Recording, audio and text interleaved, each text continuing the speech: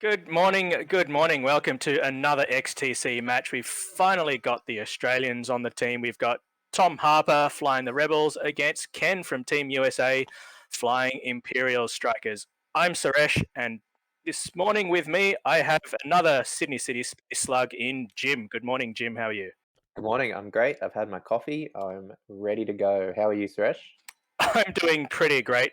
I've also had my coffee. I was going to grab a beer. I thought it was just a bit too early, just saying. Always Probably right 5 o'clock after this. somewhere, right? Yeah, it's never too late somewhere where you are. So, good afternoon, good evening, or good night, wherever you might be joining us today for this round seven, I believe, XTC match. We got Tom and Ken. So, Jim, not looking too good for the Australians in the round pairings, I understand. I think it's a 0-3 to the US at the moment.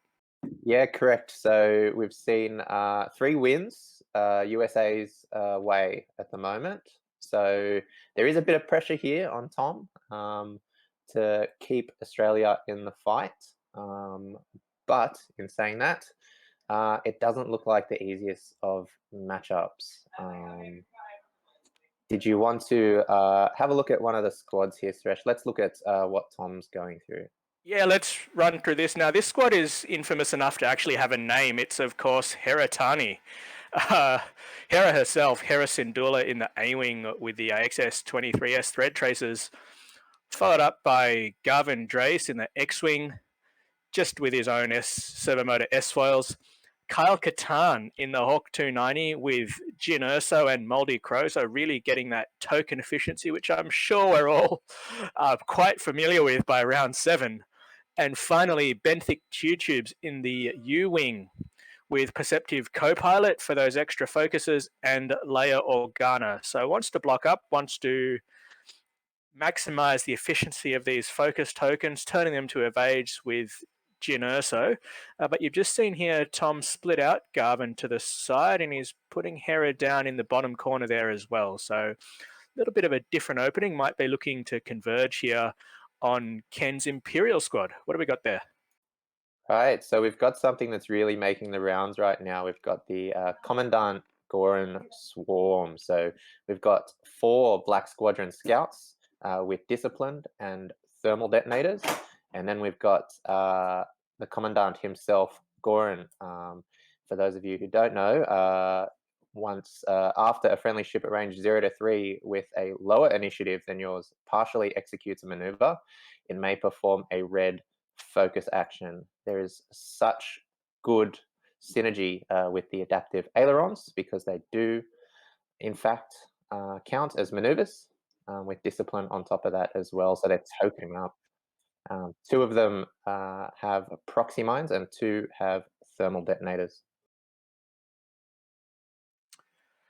Yeah, so it looks like it's going to be a pretty interesting matchup. Lots of interesting ways to fly this Imperial list, and actually quite a, as you mentioned, really quite a good action efficiency as well. So lots and lots of tokens on both sides. Be interesting to see how this one pans out. Who do you like for this one, Jim? I think this is a pretty good match for Ken here. This swarm is quite notorious at the moment for being very strong. It's taking advantage of Commander Goran's ability to get um, focus results on the field, acting off of that adaptive ailerons, and then leaving the actions open to these Black Squadron Scouts as well. It's going to be tough for Tom, I think. It's not something he wants to joust against, and he does have a jousting squad. But we can see from his setup here, he's made a pretty good play to put Kyle and Benthic in the middle, to leave his corners open for both Hera and Garvin to make sure he's not just lining up against these strikers. But I feel like he's going to have a rough time turning away from them in this round one. What do you think? Yeah, I tend to agree. The striker list is actually a little bit new to me. I've not seen it before, but I think you've highlighted the action efficiency that you get here. You know, with those adaptive ailerons and Commandant Goran. I like what you said about Tom's approach to this one. if you can't joust them, you got to do something different. There's no point in just throwing your throwing your ships into the teeth of these strikers. And he's got the initiative, which is actually, I think, he's going to try and capitalize on to try and get Garvin and Hera doing some work. Not really cough up Benthic in there. You just see Benthic actually turning down towards the bottom of the screen there, looking to try and possibly suck Kenny into these rocks. And Epionic in the chat, good morning or good evening, wherever you are, go Kenny. We're not unbiased on this one there, but thanks for joining us. And you just saw Kyle there follow Benthic. Looks like he might be trying to just change the angle of this engagement and maybe see if you get those strikers into a position where they'll minimize the effect of what Kenny's going to try and do. I'll say that because they're really, really versatile and really, really slippery with those ailerons. Yeah, and we're seeing 2 forwards after the forward ailerons here. So not the fastest move out the bat, but giving a lot of room for Kenny to still make sure that he's not getting too far out of position or committing too far as well too early. As we suspected, Tom is turning his forces down. Definitely doesn't want to joust this after the split, and he should be looking to reconverge his ships in that bottom right corner by the looks of it. Yeah, what I think he's trying to do is get Kenny here to turn in at some point in time. Now, there is that good channel there, sort of diagonally, if you say banks now and he's got a really big channel to turn in and possibly start to dominate the center of the board, although he's gonna just have to watch out for that gas cloud right in the middle. As you said, Tom's looks like he's going to try and force the engagement somewhere in the bottom of the screen here. And Kenny's got a couple of options in that case. You can either see if he's fast enough to come down that big diagonal channel and then around, or pick his way through the gas clouds, or as a third option, just even see if he can stall himself up the top of the screen there, with a big open space. So we'll see how this plays out, but I reckon we'll see Tom continue towards the bottom of the board, like you said, that lower right-hand corner, and we'll see what Ken's got. Yeah, and both players bring gas clouds here. What do you think about that? I think the gas clouds might actually work in Kenneth's favor with the adaptive ailerons. Yeah, I tend to agree. It's an interesting choice with the gas cards here for Tom, because with the token passing, you'd like to think you can mitigate the worst of the damage anyway, and just overwhelm your opponent in a massive weight of focus tokens. And there's a nice fast move from Benthic.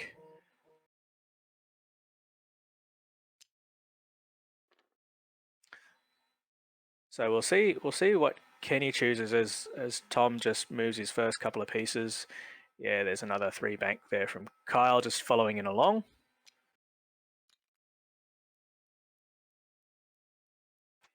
And then the key here with choosing the first engagement for Kenny, it's of course maximizing the effect of your adaptive ailerons, and for Tom, it's possibly a timely use or even a timely stall of the layer trigger. Yeah, that layer trigger is going to be really key to Tom's engagements here. Those Black Squadron Scouts really have a good potential to fight in close quarters, especially with Goran on the field, which really gives them efficiency to bump and then stay in that fight and just knife fight with mods. Yeah, so Kenny's actually just changed the angle there. So he's looks like he's picked that big diagonal channel, but he's actually just going to try and come straight down the board. Yeah, it's good. It looks like he's trying to force Tom to turn in earlier than he'd like. It is quite tight in the middle with those gas clouds, which does put a little bit of pressure on Tom if he does turn in too early as well. Yeah, and just slowed down there has Garvin. So possibly going to choose to stand and fight here. And I think you're right, Jim. The problem here for Tom is that Kyle is by far and away the slowest of these ships, and much slower than the strikers with their ailerons. So if he isn't careful, he's actually just going to be in this situation where you just have to sort of fight. Otherwise, you're just going to cough up Kyle for nothing. Yeah, there's a really good channel as well on that left side of the board for these strikers to just push down through really fast and get behind Tom's squad. There's potential here for, unfortunately, an early layer spend in panic of that to keep Benthic's arc pointed towards that channel. Yep. So I'm very curious to see Tom's next move here, and also Kenneth, to see if he actually takes advantage of that channel down the left side. Yeah. So I think layer you wouldn't layer this turn because you still have the options here for your turns, and then you get in behind that gas cloud, give Benthic a little bit of protection, and that I know I said Tom might not want the protection that the gas cut offers his opponent, but you might as well take it right now. Yep. And then maybe run Kyle around, and try and turn Benthic into a target where you can try and mitigate that damage, with Jin for evades. Now, obviously, we're on the 90-second delay with all these XTC matches, but Nobby's in the chat. Good morning, Nobby. Nobby's wondering who can token stack better. I reckon it's probably 50-50, although with the Jin Ursa and the flexibility, the squad's good enough for a name. So traditionally they're quite efficient, and we'll see how that goes.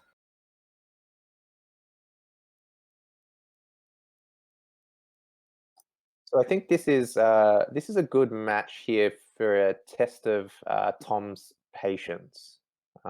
There's so much potential for Kenneth to just push in very hard and commit to a fight too early for Tom here.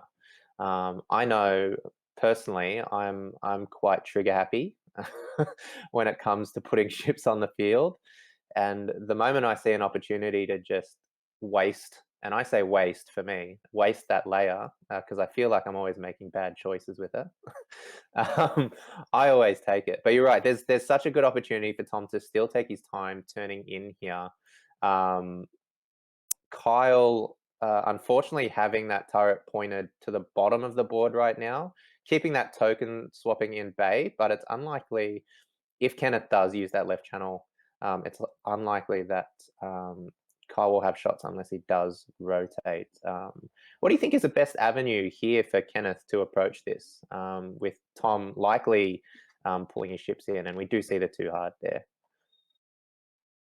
I still like that left channel as you see it there, that diagonal one, especially with the way that this has gone, because you're right, even with a 2-turn, these strikers are fast enough to get themselves deep into that channel this round. Yeah, straight 2 from Kyle, so we'll see if he's going to rotate here. No, just gives himself an evade. Oh, and the link rotate.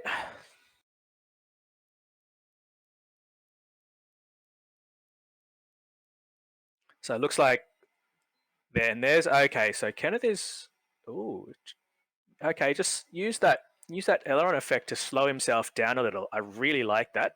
That's a really good way to fly these guys, because he's really just controlling that range now and controlling the engagement.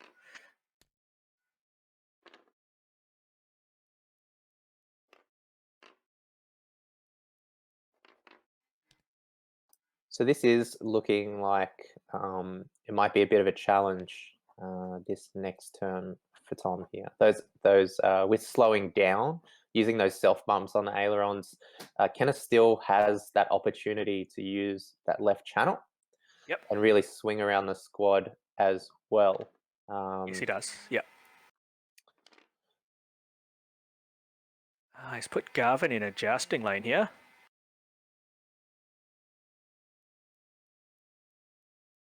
Yeah, the roll to the right. That's pretty reasonable there. Kenny's blocked himself up in the against that gas cloud right in the center of the board. So just slipping Garvin out actually just gives him that option in the next couple of rounds for the second axis, and or just try and catch Commandant Gorin if he tries to flank himself. So we'll see how that goes for Tom in the upcoming round. Gorin's actually just rolling to the right, so he's just kept this massive block, looking for the maximum synergy there with the ailerons and Gorin's pilot ability.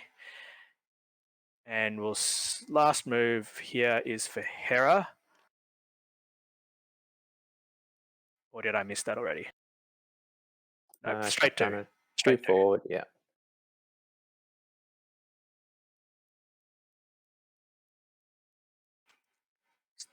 Thinking about his tokens, I think.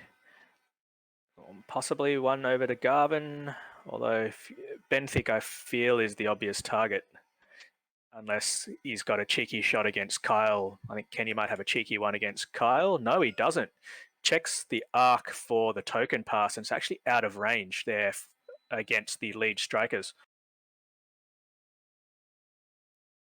Yeah, it's likely that Garvin might just be out as well. It's quite close there, but it does look like Benthic will be taking shots from the strikers. Yeah, and Tom passed that to... Ooh, it sneaks in range, although it is obstructed with a double token stack through a gas cloud.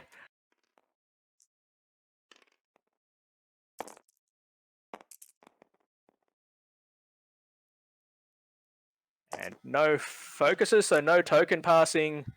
And yeah, it's all good there for Kenny. So I don't expect to see much damage in this first round here, if any.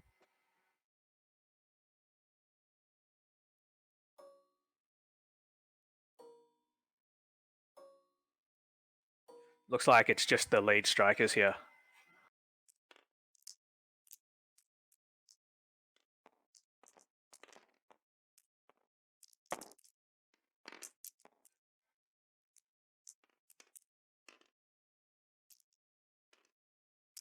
And yeah, it's plenty.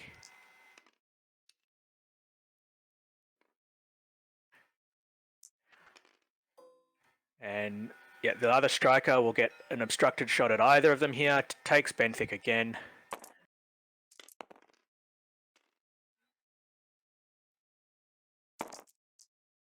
And again, plenty of paint for Tom, plenty of tokens. So looks, yeah, kept his focus there to use on the swing back, with Hera's now expended, and Kyle still has a focus evade, although he won't get to use those. Won't get to use the evade at least. He'll save that focus. And all good there with the evade, with the gas cloud effect. So no damage. Now, the question for you here, Jim, is if you are Kenny, do you pick the center channel or the left one? That's the question, isn't it? I think here, Tom's given a hard choice for Kenny. He did have that left channel a little bit open, but I think that barrel roll from Garvin actually helped helped Tom limit Kenny's opportunities here. I think Kenneth just has to get in there and rumble here. He knows he's going over that gas cloud. I think he's going to hit it regardless of whether he pushes down that left channel. But it's likely we'll see some of the self-bump shenanigans. I think the blue and yellow are likely to bump into possibly a 3 forward and just jump over, get into the fight. And then we'll see, might be too far to actually get that double ailerons bump up from the back and the front. So Kenneth might actually just take it slow here to make sure he's maintaining that bump synergy that Gorin's enables for them. What do you think about Tom's decisions here? Ben Thick is in a predicament. He has a nice little one forward, um, but he also has opportunity to kind of get in there and possibly get a lot closer. I don't know if the bank fits. What do you think? Sorry, Suresh. Yeah, so Benthic is in a little bit of a pickle, and this is where Tom makes a big decision. And I guess the reason I brought it up is because I think the decision for Tom is what does he think Kenny's going to do, center channel or left channel? Center channel, yeah, the one forward is fine. You'll get a little bit of protection from the gas cloud. You'll get all your shots against the lead strikers. You'll get to turn in all that good stuff.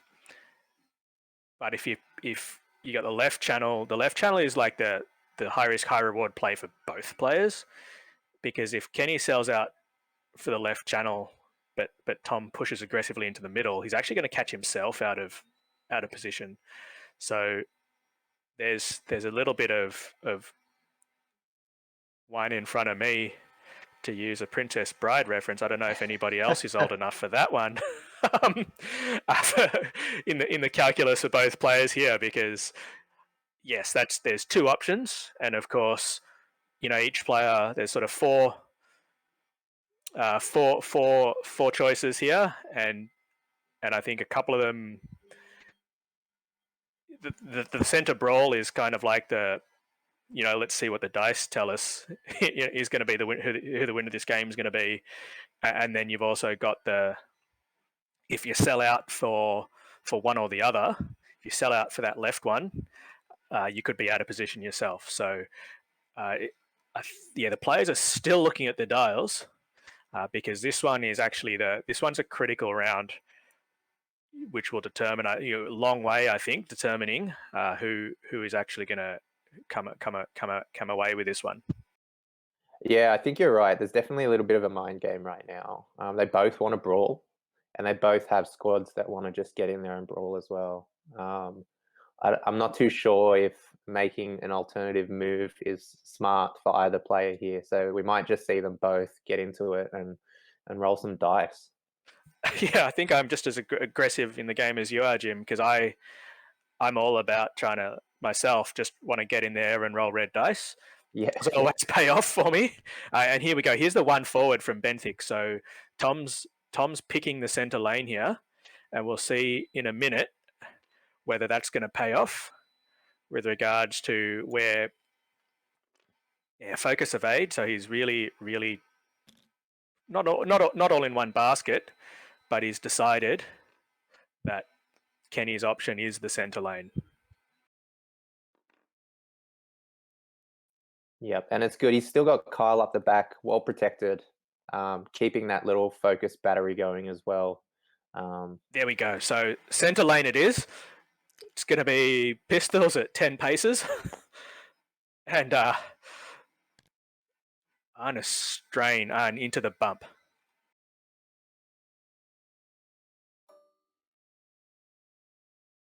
And just out of range from Goran's ability here. So that's going to be a big swing, I think. But now that he knows that range, I think he's working off. Yeah, he'll adjust it as required. Couple of strain tokens here, so we'll see what happens with Garvin. Garvin wants to get his native focus token to maximize the efficiency for the other token passing here. Nobby in the chat there's heading off for his own XTC match. Again, Australia versus the US, and with Australia three down, need to win out to win the round here. So we're not unbiased, but thank you very much to our US friends for joining us this morning or this evening to see what happens in this one. So, he bumps there himself. Just a bit greedy there, not greedy, but just on the two bank. Yeah, Kenneth really predicting Tom's desire to get into the ruckus this round and pushing that green Black Squadron Scout in there. This is Quite a great interesting. move. He's turned Commandant Goran away. I don't know whether that's for self-preservation purposes or maybe he's going to start raining down the bombs next round. But that's just interesting the way he's done that. X-Wing Tavern Wars says an honourable joust. Oh man, jousting is never honourable, and when two players joust, one player is always wrong.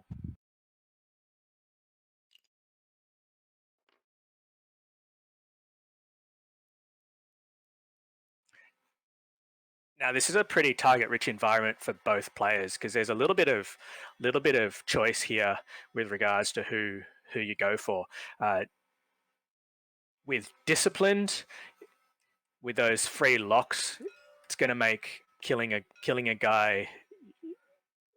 one of these strikers, I should say, a little bit of a I don't know, poison chalice, let's call it, to use the one in front of me. Analogy again, just a single hit. Yeah, spending the focus. These are thread tracers coming in from Hera. There we go. So, interesting choice though with the stressed striker there, because you can't use disciplined because you can't take actions if you're stressed. What do you think of the choice there? It looks like he's just trying to maximize efficiency through range, I think, on this first engagement. So I think Kyle also has a range 2 shot into red. It will be close, but going off of that, he's got 2 range 1s and a range 2 into red here. Oh, full book there. Beautiful.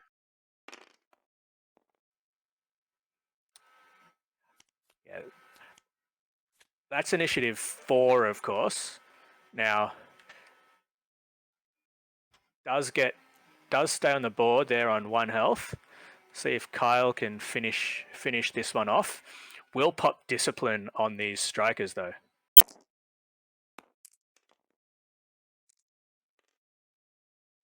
Just the 1 hit with the reroll, gets 2.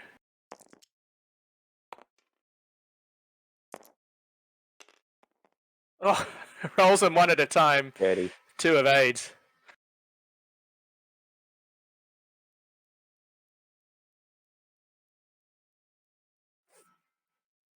Now that's Tom's initiative step done. So let's see what these strikers can do. Who do you like as their target? Garvin's always the bait, right? But there's also good potential for Garvin to not roll focus results and really not get the efficiency out of Hera, which is something you do want to see when targeting Garvin, but there's always that risk, right? And I think we just saw one of the red dice disappear, but has registered as crit hit eye. Yep. So another full book there and just 1 evade, no focus results. So that shields down on Garvin.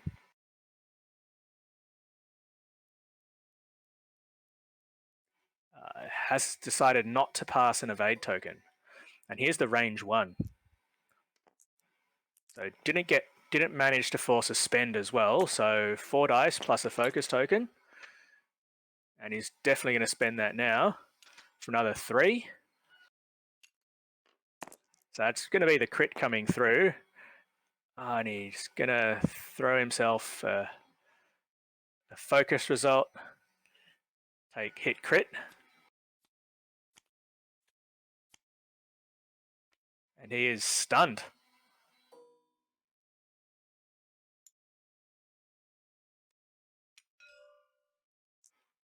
Interesting choice here for Hera at range 1.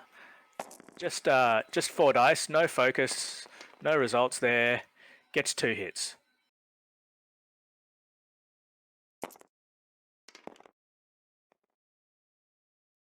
And that's going to be a shield down on Hera with no ability to pass focus into an evade.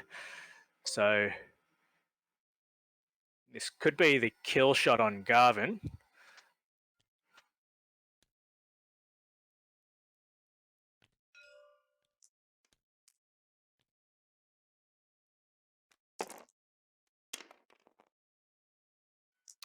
just 2 results.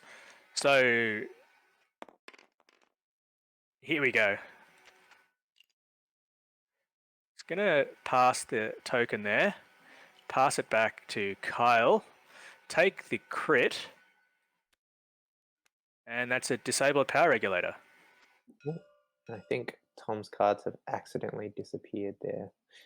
But we did have a stunned pilot and a disabled power regulator. And that should be 1 health left on Garvin. And 1 health left, yeah.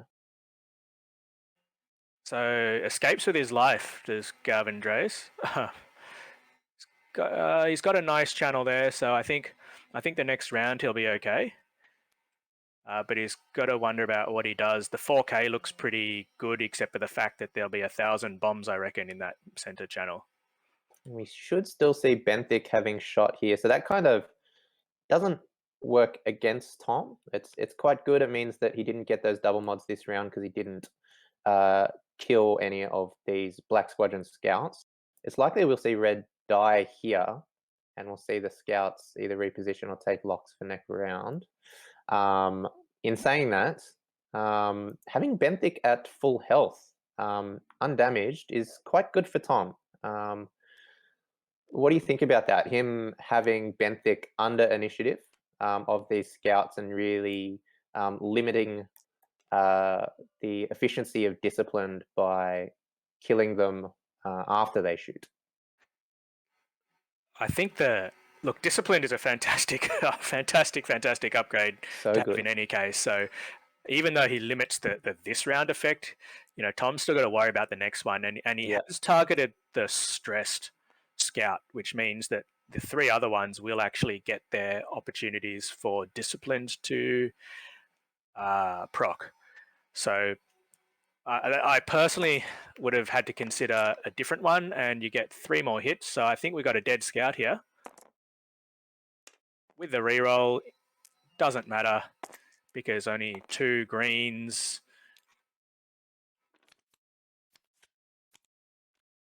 Yeah, nothing doing. So yeah, traded a scout for most of Garvin, and here comes Disciplined. The thing, I think the thing that really will be telling is if he does choose those locks, it telegraphs to Tom as to who the next target is. And the answer apparently is Kyle.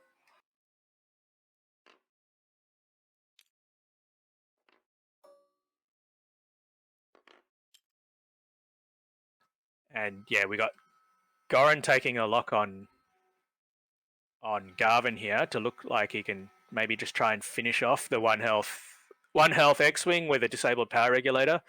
So not going to be too hard to draw a bead on if you decide you want to, and Goran's got a really nice 1 or 2 turn into that right-hand channel.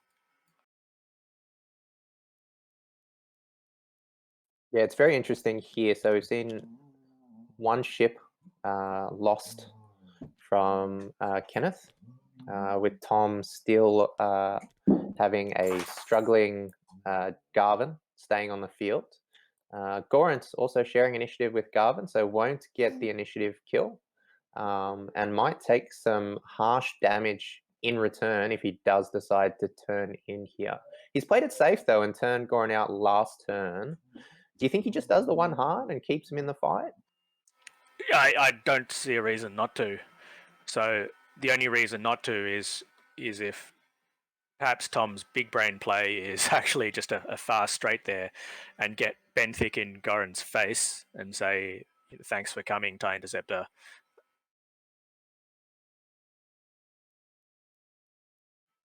The other big calculus here is the variety of bombs that these strikers have. Now, we've got yellow, that's the trailing one there with thermals, and then of course you've got green and blue with proxy mines. So might be a little bit congested this round to drop those, especially you don't want to drop those proxy mines in the system phase at the moment with strikers behind strikers. But we'll see how we go, and that's going to be big considerations for Tom with regards to can he if these strikers fly past him, he'll have to actually consider, a sneaky proxy mine drop for the pretty much automatic damage. Yeah, I think Garvin's actually in a tough spot. He might not be able to avoid Green's. Oh, Green's got those. Okay, if Green's got Green proxies. had those thermals, we'd Yeah, be actually singing a different song here. yeah, yellow's got the thermals, but I think a fast move or a reasonably fast move plus a barrel roll will just sneak you past the thermals, Yep. and then you can just let Garvin reset.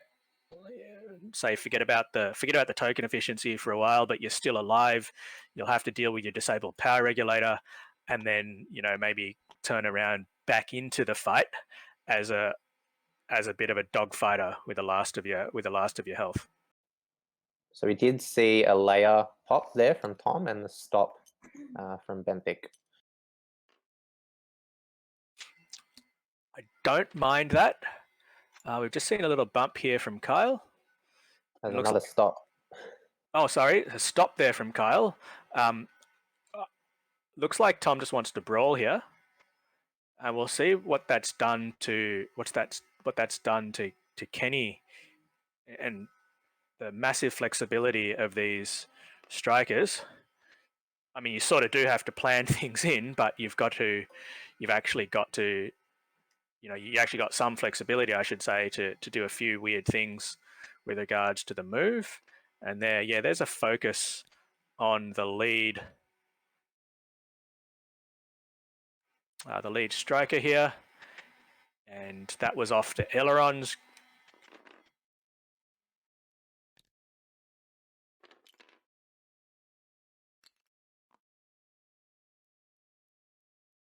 Now this is interesting because blue actually doesn't get a shot unless Tom jams up something there, and it's almost impossible to. So I don't know if we'll see blue shooting. Hashtag not biased at all. And we've got the next striker coming in. Yeah. Overlaps, but the two straight will clear your strain and still get you the focus there. Oh, he's thrown down the K. He's done well. He's picked it, because if I was Kenny, I would have just dropped a sneaky little bomb just to protect yourself against exactly this. That said, you don't want to be you'll be eating some thermal detonators next round, but Tom actually might be able to get a little bit more value than what we might have expected here out of Garvin. Did we see Kenny roll for doing ailerons over that gas cloud? I don't know, and I don't see any strains here. Thanks, Cam.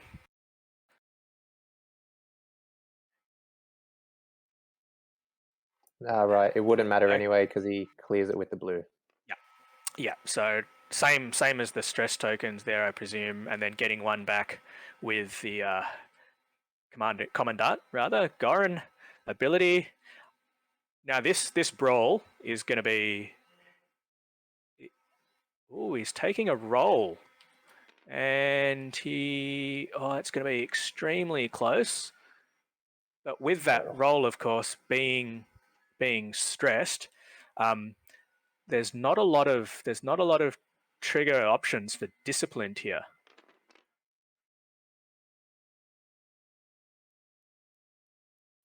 Now Hera's turned away, so giving herself another focus. I reckon we'll see a vectored thrusters boost.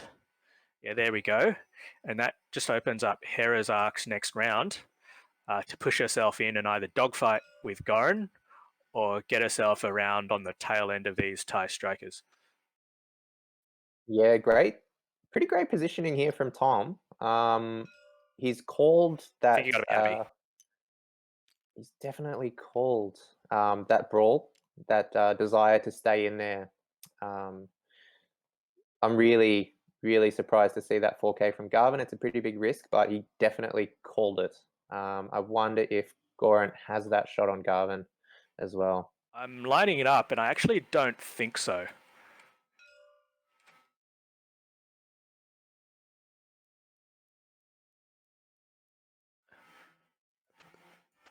Now we'll see if we can get some work done on these strikers here. A couple of them are stressed, and Goran is stressed, so limited opportunities for Disciplined to proc. It's taken a 3-dice shot.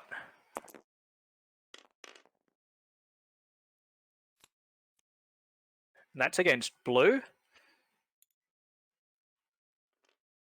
So just the 1 damage, and there's your ion token.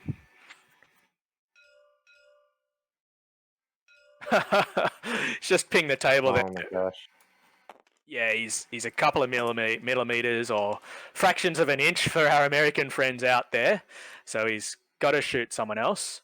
Looks like he's going to try and score some points on Hera. Hera says, I'm okay with 2 evades.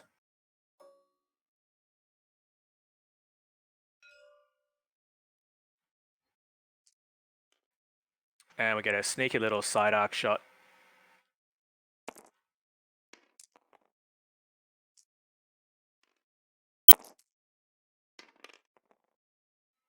Yeah, nothing doing there for Kyle. So strikers, though, a little bit limited.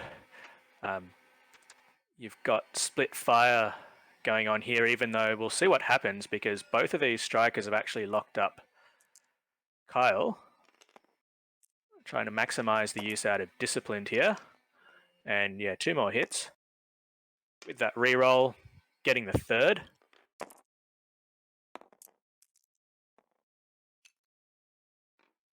And natties. So just the 1 shield down on Kyle. Do you keep going to Kyle, Jim? You gotta make the call at some point, right? I think both ships are a hard option here. Either Benthic or Kyle. You're gonna suffer. You've got double mods on Kyle, and He's you know taking Benthic is. though. Yeah, it's the better option here. It's still a tough nut to crack, but Yep. Kyle, that stop from Tom, keeping Kyle out of the fight at range 3 with all that token. Oh, more natties, more natties. So just the 1 shield, and you're right. That stop is put him in a pretty decent position in this brawl. Possibly, well, the exception of just seeing how much damage he can push out here. He's got 2 ranged 1 shots. He has pinged our friend the blue striker, who's already taken 1 damage.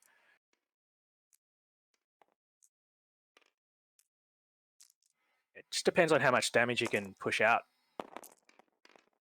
Oh, it's just 2 hits as well. So it will force the critical through, and it's a console fire.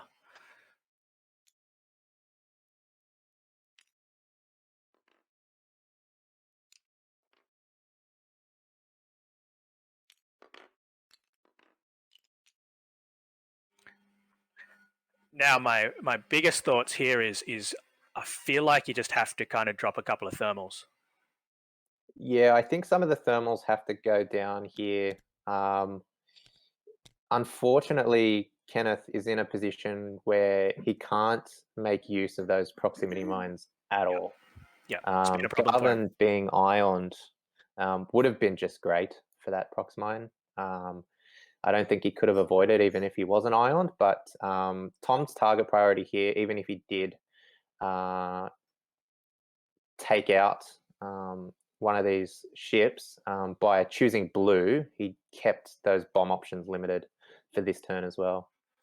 Yeah, that's true. Actually, if you kill yellow, then you're right that blue would have just had a nice little proxy mine there that Tom can't do anything about. So big brain play there.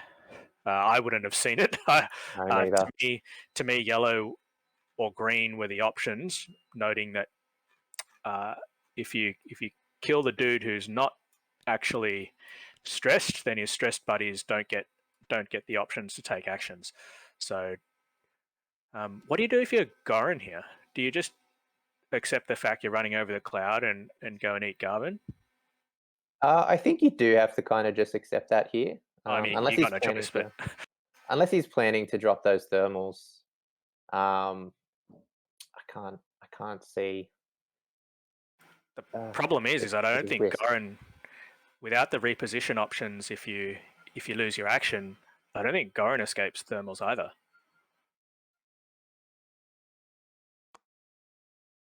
Yeah, there's definitely a tough spot for Goran here after that barrel roll. I guess Kenneth here really hoping to nick Garvin with that, but now that risk is definitely coming back to bite him.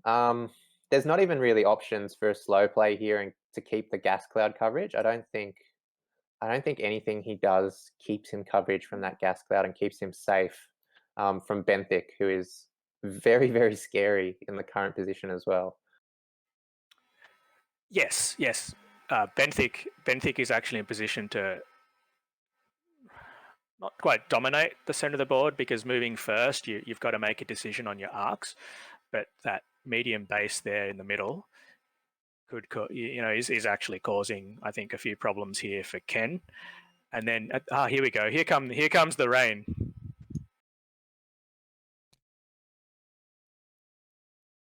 Yeah, he's dropping two. I do like maybe this is me being too aggressive. Is I just like the fact that now the chance of Garvin dying is about 75% before he gets another shot. So you take that for the possibility of a couple of damage on Commandant Goran. And it does stop Hera from coming in too aggressive as well.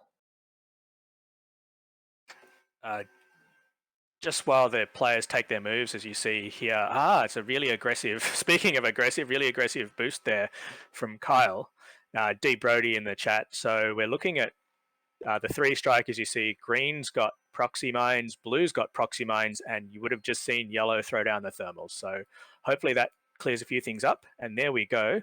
This isn't too bad. Just opens up the ability here for the proxy mine next round as this striker flies away.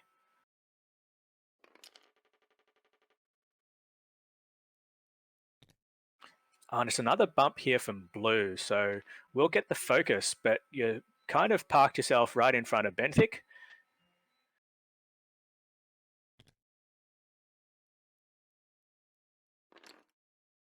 And yeah, just jammed in the last Black Squadron scout there to avoid his own proximity mines.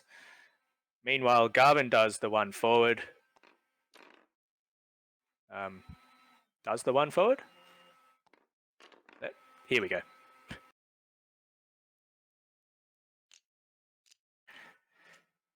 Yeah, with the ion token there. Yeah. There we go. There's one forwards. And will focus. Looks like it's two bombs for Garvin.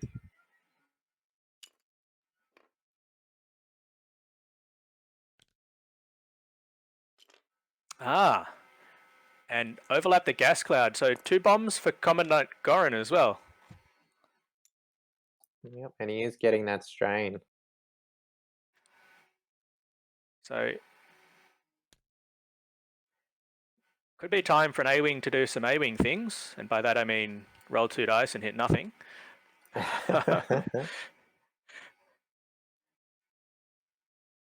It must be eyeing up that barrel roll to the right there. It's pretty damn close. But I think you'd stick it. Means you get no mods though.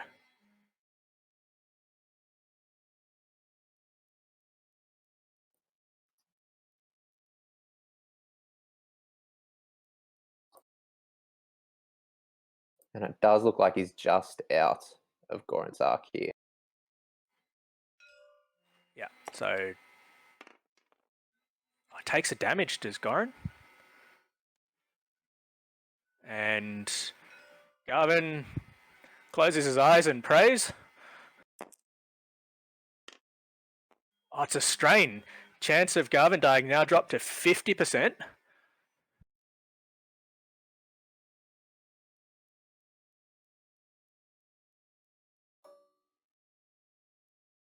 And they're just struggling here with a bomb token. The suspense is killing me, Jim. I'm I'm sweating. Obviously we try to remain unbiased here.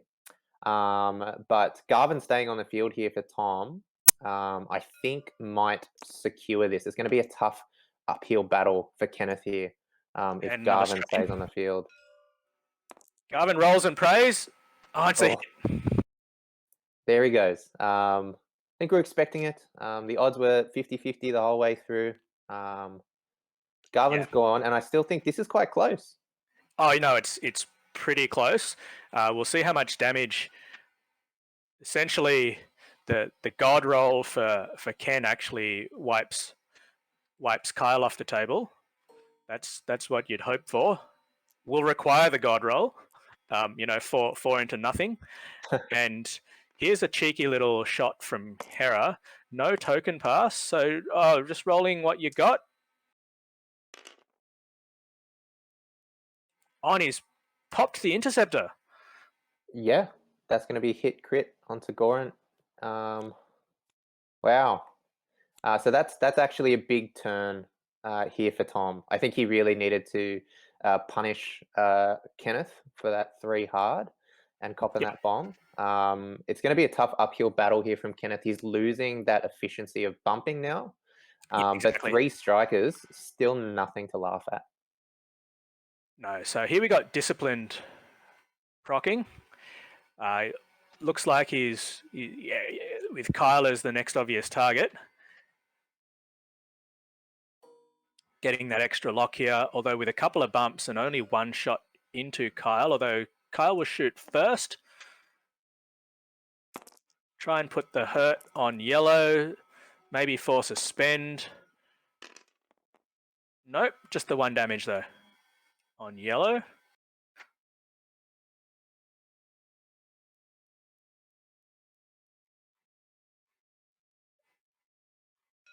I think yellow should get their shot. Now looking for the console fire there on blue. Blue takes a damage. It's actually a another dead striker. Still got 1 more hull, I believe. Looking at 4 damage cards there on blue. Won't go away till the end of the step, and means that Benthic has no meaningful shot, but I'd rather not have to shoot because the guy's already dead. And there's a 4 hits, so half of the god roll is there. Kyle's got a focus. Oh, natties for Kyle. So 2 on Kyle, that's half of Kyle.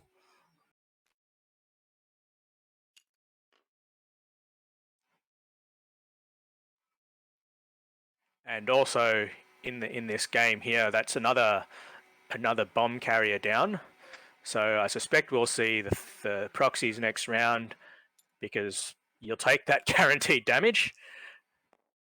And after that, I suppose both players will think about whether the thermals will come down as well.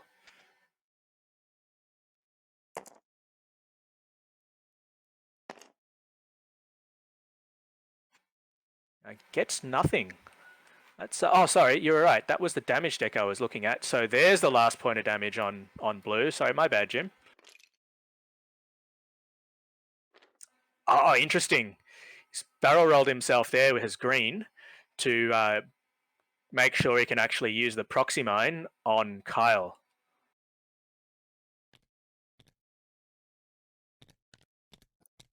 That's great. That's a great use of discipline there to guarantee that little proxy. And that's a pretty significant chance now of Kyle biting the dust, even before he gets to move, take actions, or pass tokens. This one's actually still pretty close, I feel. Yeah, there's still good potential for these strikers to turn around and just eat through these ships. But he has lost the efficiency of Goran and discipline with only 2 ships on the field. It's just not as threatening Tom still has a really great positioning advantage, I think. This turn, he likely has to respond to the strikers to at least green flipping around and keeping on target, but yellow has very limited options to keep arc here.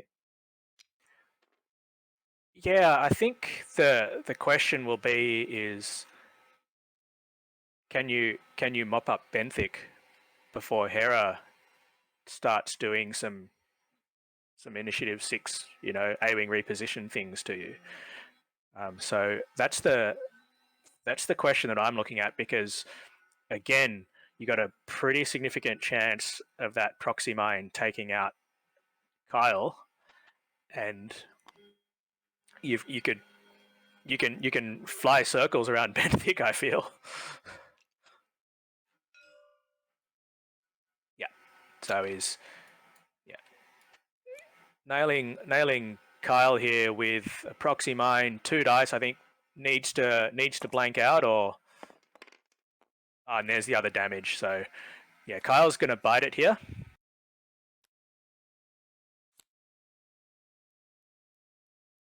And we'll see if he actually chooses the thermals. Yes, he does. Yes, he does.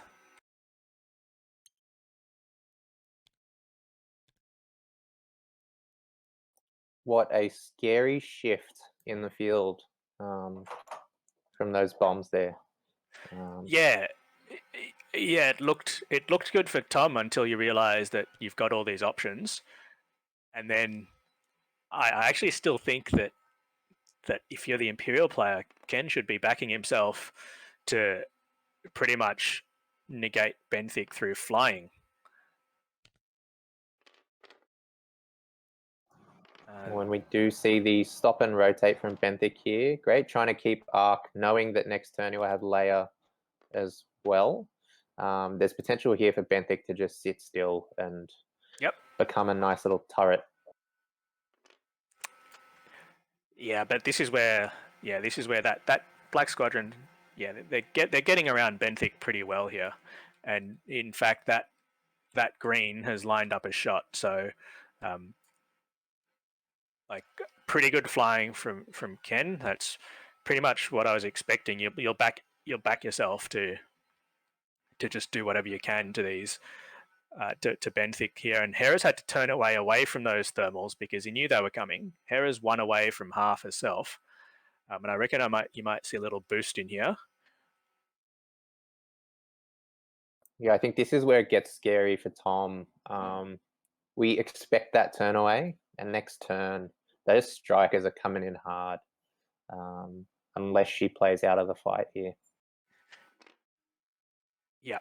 So so he's actually taken that focus as well as the boost. So he's just really telegraphing the next round, and we'll see what happens with these. Clips both. Yeah, clips both. That's a strain. So no defense dice for you, Benthic 2 Tubes, against this Black Squadron scout here, and a damage to boot as well. So a lot of value out of these bombs. And I think just the one shot coming in, but yeah, range 2, focused, no defense dice. Not quite sure why I took that focus there on Hera. Might be a minor thing, but keeping... Oh, it's a crit coming through as well. So just might have been a minor thing, but it just has cut down a few of Tom's options. Because now you're almost certainly looking at the 2 turn. Whereas if you actually open the 1 and the 3, if you didn't take that focus. I think he's hoping for the shot here.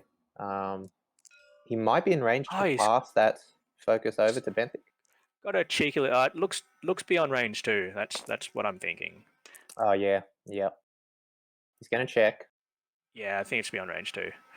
So only the 1 hit. And yes, you've snuck yourself beyond range 2. So. Damn. And an evade there means that Benthic dealt no damage. Now, do you throw down another layer? I think Tom's telegraphed that he pretty much will. So Yeah, he has to keep Benthic in the fight here. I think it's tough here. He needs both ships in it. If Kenneth makes a call to focus on Benthic here, I think Benthic is likely to go down this turn. And if he pushes into Hera instead and doesn't turn in on Benthic and Tom doesn't call that, either way, I think Tom's options are quite limited, and these strikers are really pushing back into the fight and putting a lot of pressure on Tom here. yeah, they certainly are. So that said, generating another shot on Benthic, can you actually do that? I mean, you can like bank and K turn or similar, but that's actually going to be a bit of a challenge. Yeah, we might see some bank and K turns. It'll leave them both tokenless. And yeah, that's the thing. And then we're chucking dice. And although if Tom does keep his wings, pivot wings closed, he won't actually have it. Yeah, here we go.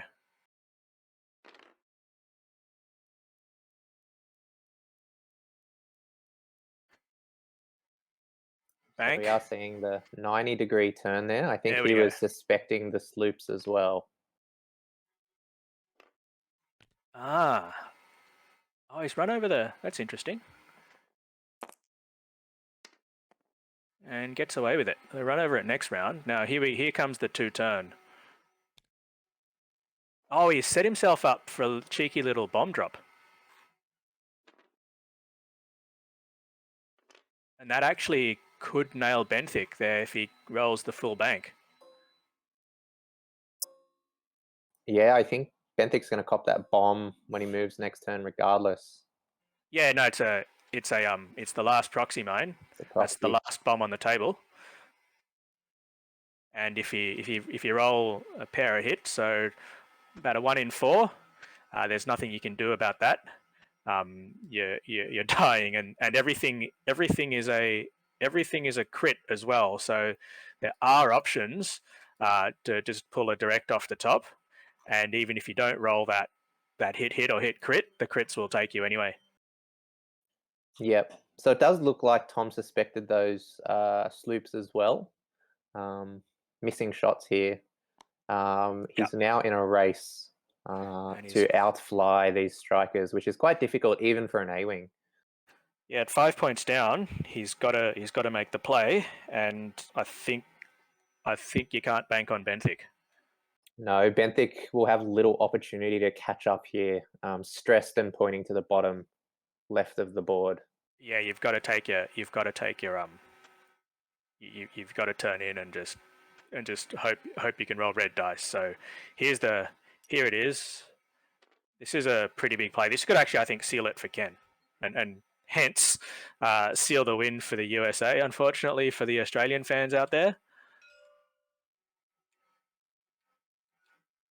I'm zooming in, and I think it's missed.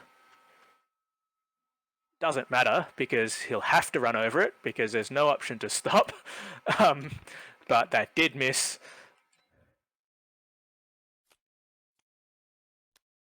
Oh, it's a fuel leak. That's a dead Benthic unless you can avoid any more damage. Oh no. That miserable combo of the hull breach and fuel leak. Yeah. One hit or crit will end the game for Benthic. Oh, and it's the crit. Takes a structural, takes another crit, takes a console. So it's all up to Hera Syndulla.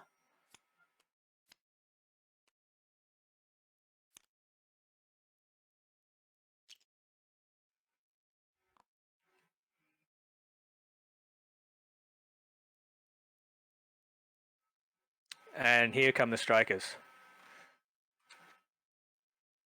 You really got to give it up to. Sorry. No, you go. You really got to give it up to Kenneth here for making such great use of these proxy mines. Really taking time to line them up and getting the most out of them. Set the straight 4. That's interesting. Because you're chasing the game now. And you're chasing the game quite significantly. You got to deal. You got to kill a whole striker plus maybe at the half of the next one if you get half yourself. Yeah, you got to kill a whole striker and half the next one, and don't get halved yourself. You've got 15 minutes to do it, and I think Tom might have just missed the opportunity to turn in because you kind of have to be in a position to roll red dice. Yeah, he still does have the 15 minutes though, so he can bide his time and get better positioning to take them one-on-one, which I think Tom is hoping for here. But I think at this stage, it's unlikely we'll see Kenneth overcommit. He has been flying quite well and biding his approaches with these strikers, even though they're quite fast ships. He doesn't have, yeah, exactly. He doesn't have to.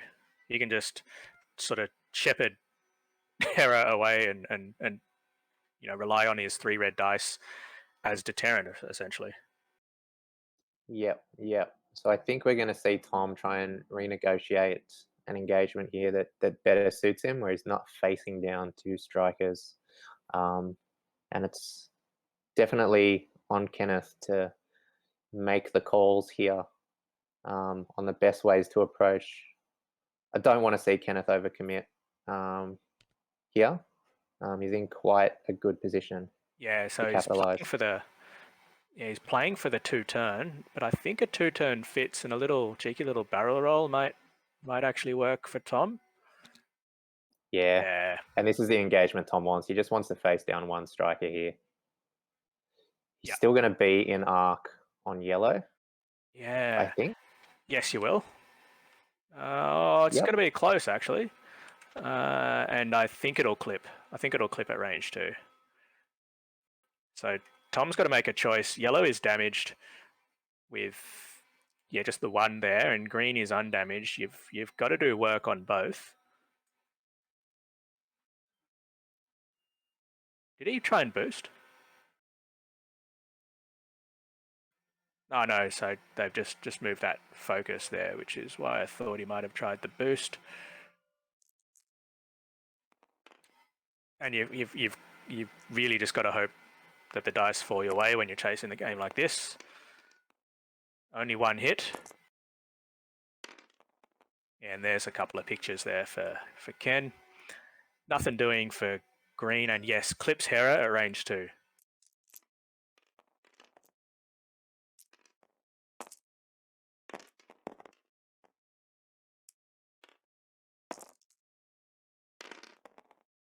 Oh, and he's actually halved Hera now.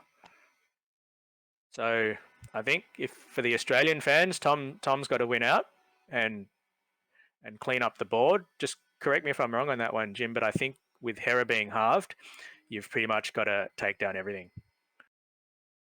Yeah, that's an extra 22 points to Kenneth here. Yeah. So I just don't think there's enough time now, and the options here play for a couple of bumps, and the thing that's going to affect Hera here is the ability to get those mods and try and force that damage through.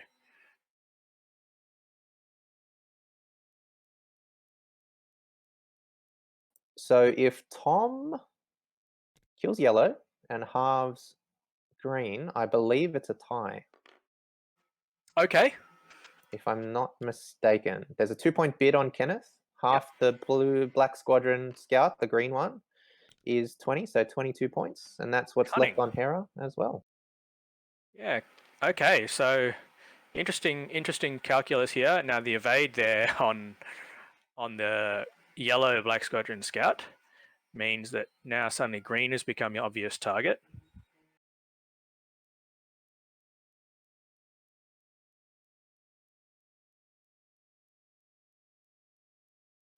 And yeah, he's just chosen the tokenless striker here at range 3.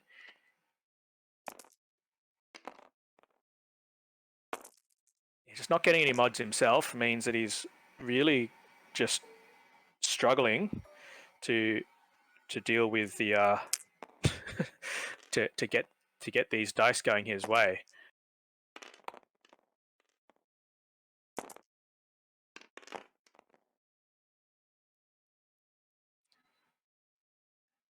And yeah, nothing going on. Needs what to deal at least 5 or 6 damage cards. Yep. So 5. So popping yellow and 2 more on green as well to get that tie result. If he does, yeah. So I think this ends up in a tie unless Tom takes out the full squad here, the pair of strikers. And I think with 9 minutes left, honestly, Jim, I just don't see it. It's tough. I think Tom has to make some really tactical calls on where he's putting Hera right now.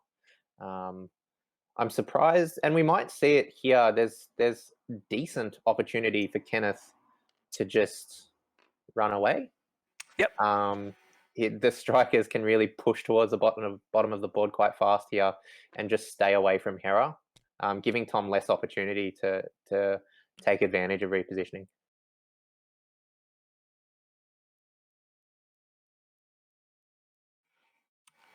Yeah, indeed. So now Hera's just opened up here, just taken that lock, trying to get some mods happening on whenever the next engagement will be, and maybe that's the better strategy. Although you've only got a few minutes left in the round, but just try and generate that one or two good shots.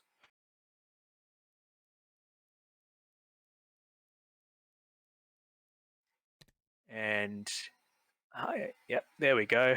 So turn in from probably both of them here. Might just take a sneaky little bump.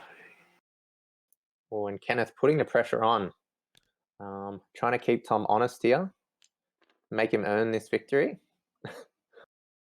Oh, oh, that's a bit. Even for us, that's a little bit optimistic. I have to say. Tom would definitely have to earn it from this point. I think there's obviously a lot of dice play involved, but as we said, Tom has to destroy both these strikers to take the lead, unless it's a tie. I think a tie keeps Australia still in the fight, though, right? Don't we just assume you roll for your final salvo and somebody wins? Do we? No one likes a final salvo. I have to admit, I'm a little bit final salvo agnostic. Actually, what does final salvo look like against these two squads? I believe Kenneth's squad is ahead, right? Is that on? Yeah, that's a lot of red dice. Oof. 15 Yep. red dice. So I look at. I don't. Frankly, Jim, I don't think we're going to get there. Like, unfortunately, for those Australian fans, I just don't see it. You'll need 2 rounds to kill a striker, and then you need a 3rd round to have the next one, and that's on perfect rolls and assuming you don't die yourself. Hey, they don't call him the Harp Daddy for nothing. Look, that's true. I won't say it's impossible. I'll just say it's improbable.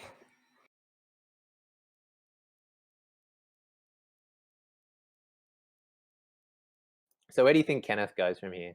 Oh, we're seeing it already. Like, I think he just pushes himself in, block and punch.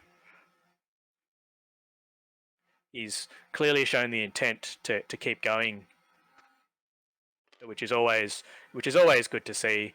He's been a great sport because he could have spent the last 15 minutes just running around the board, but he's chosen to actually, as you said, keep Hera honest. Oh my goodness! Keep fighting. Not the worst move in the world, although, are you in both arcs? I think you kind of are. Yeah, it does look like he's getting clipped by green there. But what a great opportunity to take down yellow. Interesting if Tom decides to take the risk here. I mean, he has to, right? Well, more or less.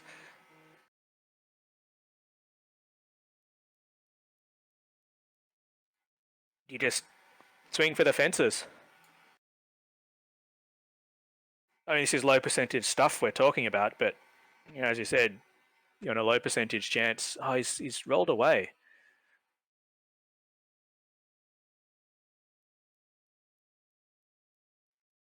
Yeah, not sure, Jim. Not sure. Yeah, looks like he's playing safety here. I guess he still sees opportunity to come back into this fight and take better shots, which aren't as risky for him. He does still have 4 minutes, and he's done quite a lot in the last 4 minutes as well to maneuver around these strikers. He just hasn't dealt any damage. Yes, unfortunately not. But both players are playing quite fast here, so I think we will see a good few more turns. Like, I think we've got 2 rounds more at the maximum. And I just, like, Tom can't throw enough red dice. Like this, hate to say it, because as you said, we try to sound unbiased, but we're not unbiased. I hate to say it, but I think this is curtains. Yeah, yeah. We have seen Kenneth play a little aggressive here. Do you think, we're running off the fact that we're still watching this game here? It hasn't been called. I think Kenneth runs that yellow into a risky position. We are seeing green here turn in, keep arc on red on the Hera. And yellow turns away. Yeah, turned away. Yeah, there's the 5k. So just keeping that one protected, and that's all of the mods, remember? So really using one to keep the pressure on, because I'm sure Ken knows what the score is and what Tom needs to do or what Ken needs to not do to seal this victory. So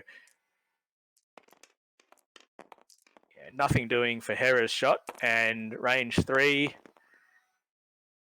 not much there for Ken, although he gets 1 result. Oh, he's actually plinked through another damage. So only one hull left on Hera, and yeah, got through that round in about 50 seconds. So we'll see. Yeah, maybe 2 rounds if they play like that, but quite possibly the last round here. Yep. I think we see yellow just fly out here to secure the win. Yeah. Green can do what he wants. Keep throwing red dice. Pretty much, and I think the 2 forwards from Hera's or something like that can, yeah, no, you sneak around.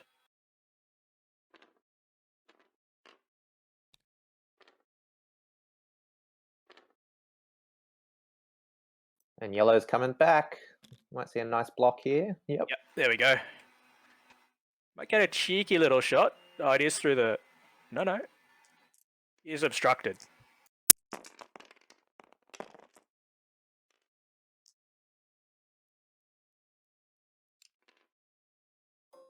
Nothing from Hera there. We're seeing the shot back. So also obstructed. And just the 1 result means anything but 5 focuses.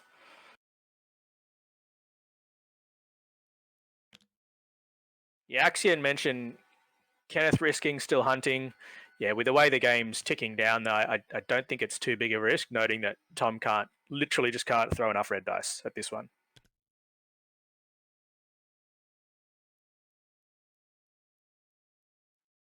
And still flying with a minute left on the clock. So if we see any dice, this will be the last round. If we see no dice, we will probably call it after this one. As time expires.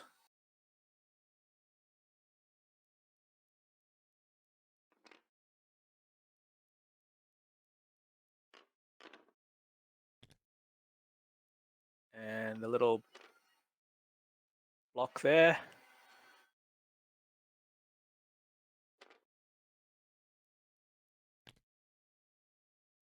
Oh, he's run away.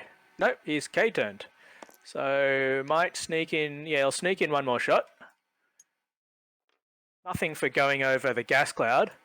And does clip range 1 as well. So needs a perfect roll.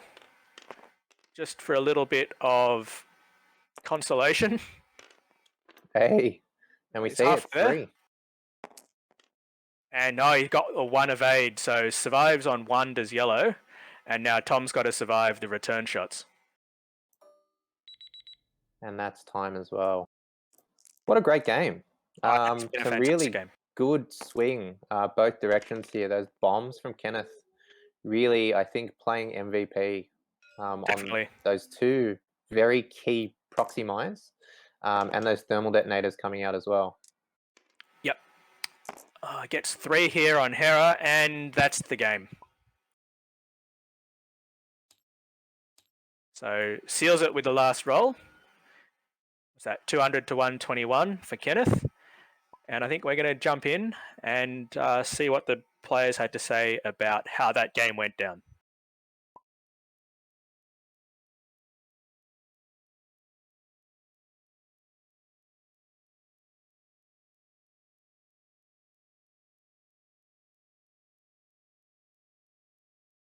So Thank you. Gentlemen, Tom, Ken, great game to watch. That really did swing back and forth. And congratulations, Ken, for the victory, and our commiserations, Tom. He played Thank you. real well. Oh, thanks, man. Cheers. You too. Some of those bomb drops, I have to say. Like, I mean, you did a really good job in always making sure that like you had the option to do damage through bombs or munitions, which was really good. Well, I mean, as we saw with me chasing Hera, the bombs are the more reliable damage in this list. Yeah, correct. I think yeah, basically disciplined, being able to discipline barrel roll and then drop proxies on me, as we saw, like did a whole bunch of the damage. So that killed Kyle. It put you into a good position to pressure Benthic as well. Which is really good. So yeah, and just the chain bumping there. Like if Benthic got unstuck a turn earlier, I think you probably you have a much better chance because then I have to chase both Benthic and Hera with only 2 strikers. Yeah, correct. No, the ailerons being able to kind of get you out of arc of the lower initiative ships, such as kind of Benthic or Kyle. I know that they're the same initiative, but you still were able to move after him. So there was a supernatural movement. Yeah, correct. Yeah. So I was trying to basically put a lot of pressure on your remaining 2 strikers while Hera got a better angle by kind of staying in that one position and rotating around. And it was uphill at that point anyway. So yeah, I kind of needed to try and just sneak a little shot on or maybe get an extra hit in there or here or there. Well, that fuel leak off the prox mine was a little unlucky. It was, yeah, exactly. That killed him. And the hull breach combination there as well.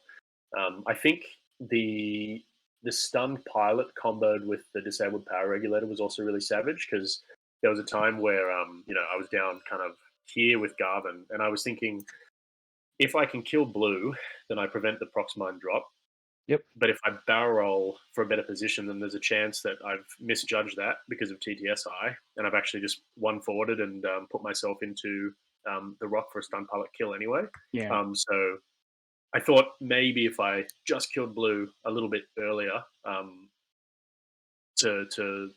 mean, you had the thermals anyway, so we had to. It was a risk of the dice. I mean, we're talking about TTSI. I tried to get that kill on Goran or with Goran onto Garvin, and ended up just not getting the arc just a little bit and having to go over the gas cloud. And because Goran was there, I basically had to say, well, I'm fine trading Goran as long as I can get 2 thermals onto Garvin. Yeah, and you did. Yeah, correct. And I think also speaking of TTSI, the barrel roll with Hera, kind of in this section of the board, and you just sneaked her and got. I thought you got out there. Yeah, me too. Yeah. But no, I'm happy that I put on the show because I mean, as I said, I think we considered this a very bad or very poor matchup for my squad. So I'm happy that I could put on a show and make it a bit closer than it maybe ought to be.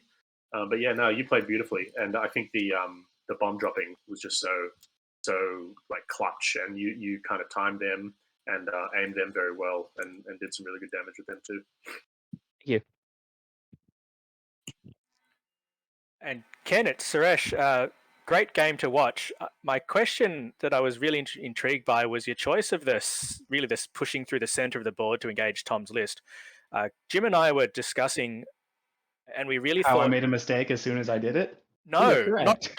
not at all. But we were really thinking about maybe, and if you pushed out more towards Tom's side and come in around, we thought that was a really good option, but a high risk, high reward scenario for both players. What were your thoughts Yeah. there in the middle? My thoughts was I wasn't. Like I have been working on inventory at the place I work, so my head is just a little bit muddied, and my brain defaulted to there's a gas clouds. I'm playing 3 silencers in hollow. I can go through those. And then I set my dials like, oh, I'm playing strikers. And toilet bowling was absolutely the correct call. I just didn't think about it until after I set the dials.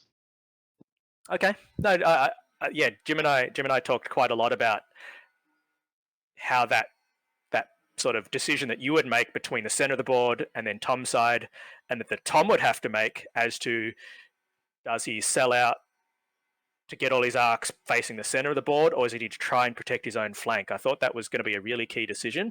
As it was, you both smashed yourselves into the middle, and we saw the massive brawl there. Yeah, we have jousting lists. Let's not run from each other. So in testing, the only kind of out that we saw, well, that I saw, I guess, was trying to drag you through rocks and use strain and bumps to my advantage. The straight joust definitely favored you, especially with the disciplined. The only option that I had that I could have tried is the straight joust and then preventing the proxy mine drops. But even then, it's like a high risk, a high reward kind of play. So in our testing, that's what we came up with also. But our solution was just, as y'all mentioned, just toilet bowl and chase the rebel list. Because when Benthic has to turn around, because he can't K-turn, he has to go down to 1 agility. Yeah, correct. Just set your dials so they're generic enough where you can chase or you can self-bump token stack. And then just kill Benthic when he's 1 agility. Because focus in like 10 evades still only gets you 1 evade. So we can try to burn that down. Yeah, for sure. But no, it was good. I think the bombs were kind of, it was a combination of bombs and discipline that in my opinion basically makes this what I thought was a red matchup for this squad. And as we saw, like I managed to take a lot of or mitigate a lot of damage in the early kind of engagements, but as soon as you passed over me, the proxy mines and the automatic damage from there kind of came into play, and that was something that I couldn't really avoid. So, maybe there's a world where I nail the blue striker a little bit earlier, and I only have, I have less proximity mines to think about. But I think you played the bombing really well, and that was kind of my biggest nightmare. So, yeah. Thank you. Jim, any thoughts on the game? No, it was good. I think everything's covered here. I actually do have a question for Tom. You had a little 90-degree pivot, and I think we were discussing Kenneth's options to either sloop and focus in on Benthic or push towards Hera on the left side of the board. What was your thoughts through that area as well? Knowing that Kenneth would have to make one of those 2 options, what was your decision process behind doing the 90-degree rather than the 180? Not really much of a decision process. It's just that if I do 90 degrees, he pivots with ailerons into the area where he was, where I can't catch him because he pivots into my 180-degree area. And if I pivot 180-degree area, he just pivots and he just kind of maneuvers himself into the 90-degree area. So not much of a decision process. It's just see if I can catch a ship through like an angle, and that's it. There's nothing really else I could do. Yeah, no, that's a fair call, and these strikers have proved themselves to be pretty slippery customers. Yeah, exactly. Yeah, I mean the ailerons after Benthic moves is yeah. I mean, like I'd be lucky to catch him at all. Really, I just needed to get into a position where I could get behind him and not die, and then I could chase. Essentially, what I was thinking is, trying to trade Benthic for 1 striker or half a striker, and then polish off the 1 remaining striker with Hera, and then I'd be up on points by I think 2 or 5, depending on which striker I killed. and then win on time. That was the only out. But unfortunately, the proxy mines and the hull breach fuel leak combo just killed him a bit too early. Yeah, it did. And unfortunately for the Australian viewers, though, we've got a really good showing there. And thanks for joining us from our friends over there in the States. That is the round to the US. That said, there's still 3 more high quality matchups in the round. I know we've got Nobby playing at the moment